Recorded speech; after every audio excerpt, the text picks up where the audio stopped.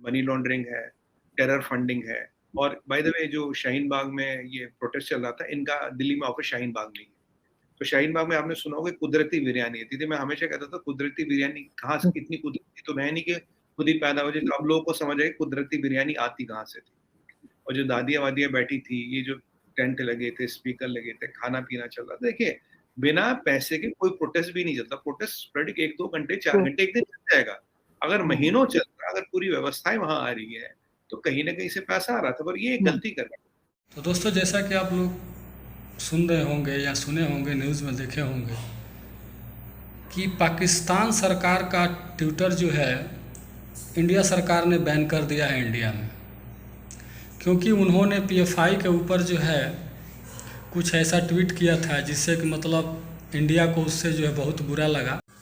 पाकिस्तान सरकार का ट्विटर जो है इंडिया में बैन कर दिया। आप लोग को मालूम है पीएफआई जो है अभी जो है 15 स्टेटों से जो है 250 करीब लोग जो है पकड़े जा चुके हैं।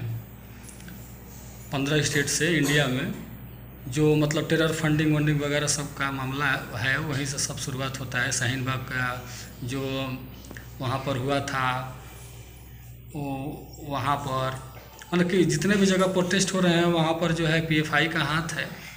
इसलिए जो है इंडिया में जो है पीएफआई को जो है बैन कर दिया गया है। और उसी के ऊपर जो है पाकिस्तानी सरकार के ट्विटर से कुछ वैसा ट्वीट आया था इंडिया के खिलाफ, इसलिए जो है इंडिया ने जो है बैन कर दिया उनका ट्विटर इंडिया में। तो चलिए दोस्तों, यही सब इस वीडियो में है, देखते हैं क्या है। अच्छा लगेगा तो लाइक करिएगा, सब्सक्राइब करिएगा और बेल आइकन का नोटिफिकेशन ऑल पर सेट कर लीजिएगा। तब तक के लिए दोस्तों, जय हिंद, जय भारत। ये जो है पीएफआई ये क्या है? कहा जा रहा है इस्लामिक कोई ऑर्गेनाइजेशन है जिसको बैन किया गया है। उसकी क्या रीजंस हैं और उसके ऊपर बहुत आपके यहाँ भी डिबेट्स चल रही थी और तरह तरह के रिएक्शंस में देख रही थी, मुस्लिम्स की तरफ से भी आ रहे थे, अच्छे बुरे दोनों। लेकिन ये है क्या? सबसे पहले मैं ये समझना चाहूंगी, और क्यों बैन किया गया इसको? देखिए आरजू जी, अगर हम बात करें, सॉरी कुछ, देखिए अगर हम बात करें ये पीएफआई यानी कि पॉपुलर फ्रंट ऑफ इंडिया, देखिए है क्या ये। अगर आपको याद होगा कुछ साल पहले एक ऑर्गेनाइजेशन होती थी सिमी, ये काफी टेररिस्ट एक्टिविटीज में इन्वॉल्व वगैरह थी, तो सिमी को बैन कर दिया गया। तब एक बैन करा रहे सिमी।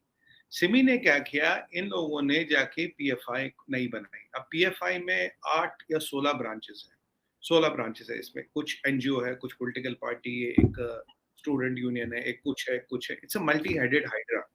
मतलब अब इसको ऐसे बनाया गया कि आप एक सिंगल स्ट्रोक ऑफ लॉ से एक सिंगल चीज लाके आप इसको बैन नहीं कर पाओगे। That is what the idea of this is. तो उसका स्ट्रक्चर ऐसा बनाएंगे कि लास्ट में जो सिमी में लोग थे वही जाके पीएफआई में आ गए, कोई नए लोग नहीं है, वही जाके लोग पीएफआई में आ गए।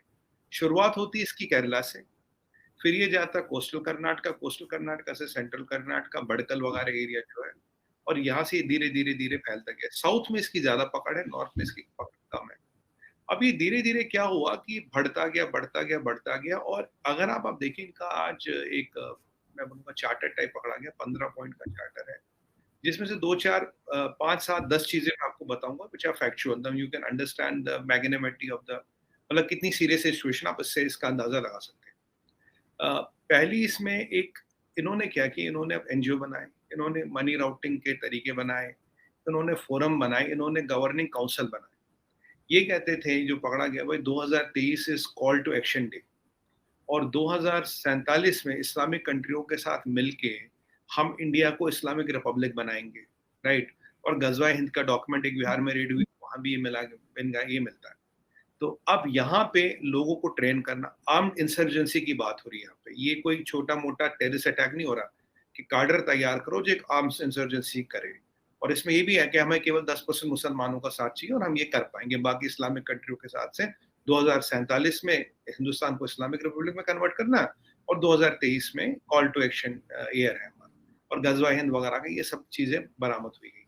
अब आप देखिए दिल्ली दंगे के, आपने सुना होगा दिल्ली दंगे में पीएफआई इन्वॉल्व होता है, सीए प्रोटेस्ट में पीएफआई इन्वॉल्व होता है, शाहीन बाग में पीएफआई इन्वॉल्व होता है, बेंगलोर में राइट होता है पीएफआई इन्वॉल्व होता है।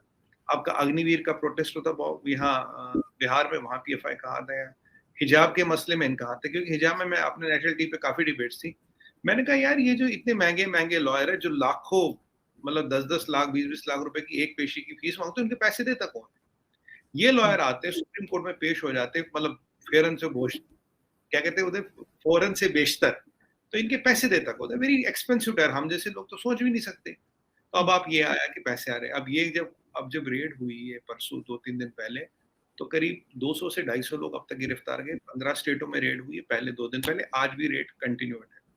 तो इनके लोग उठाए जा रहे हैं। अब इन मनी लॉन्ड्रिंग का एंगल आ रहा है, दुबई से मनी लॉन्ड्रिंग होती थी, कतर से पैसा आता था, और एक बहुत बड़ा नाम आ रहा है इसमें टर्की से बहुत लेना देना इनका है। मुस्लिम ब्रदरहुड से ये सॉलिडारिटी एक्सेप्ट करते हैं, they are expressing their solidarity with Muslim brotherhood and that is on Twitter. इनका कनेक्शन हमास से है, इनका कनेक्शन हमास से, इनका कनेक्शन मुस्लिम ब्रदर्स से है। ये अर्दोगन की तारीफ करते, तुमने मुस्तफा कमाल अतातुर्क वाला इस्लाम हटा के एक नया इस्लाम लाए हो टर्की में, इसलिए तुम्हारी मुबारकबाद है। इनके करीब 2 से 3 दर्जन लोग, मोस्टली जो केरला से और जो आईसिस में गए इंडिया से, 95 to 99% लोग इस ऑर्गेनाइजेशन के गए जो केरला गए, कुछ मारे गए, कुछ वापस आ गए। केरला से इन्होंने अपने लोग वहां भेजते आईसिस में लड़ने के लिए, सीरिया में लड़े, ये ईरान में गए, ये इराक में पहुंचे, जो, और इनका आइडिया वही था, बड़ा एक खिलाफत वाला आइडिया था। ये कोई, मतलब ये कोई टेररिज्म या छोटी मोटी चीज नहीं सोच रहे, मतलब एक आर्म रिबेलियन से एक इलेक्टेड गवर्नमेंट को हटा के एक अपनी गवर्नमेंट लाना और एक इस्लामिक रिपब्लिक बनाना। जैसे आप देखेंगे आईसिस का आइडिया खतरनाक था, आईसिस का आइडिया था कि मैं पूरी कंट्री बनाऊं,